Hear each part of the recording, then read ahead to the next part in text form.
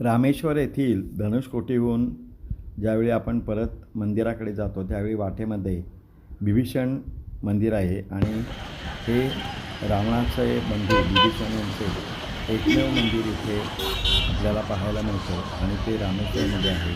इथे रिक्षाने देखील लोक जातात आणि ज्यांच्याकडे वाहन असेल ते गाड्या घेऊन इथे या मंदिरामध्ये जातात. या मंदिरामध्ये बिभीषणाची मूर्ती आहे आणि अतिशय जुन्या काळातील मंदिर असून देखील हे आजही इथे आपल्याला पाहायला मिळतं. तर असे हे बिभीषण मंदिर रामेश्वरमध्ये आपण गेलात तर नक्की पहा आणि इतरांना देखील या मंदिराची माहिती द्या. इथे एक मोठा वृक्ष आहे आणि समुद्राच्या तिन्ही बाजूला या मंदिराच्या पाणी आहे आणि धनुषकोटीहून आपण परत येताना किंवा जाताना धनुषकोटीकडे जाताना हे बिभीषण मंदिर आपल्याला लागते ते आपण अवश्य पाहावं.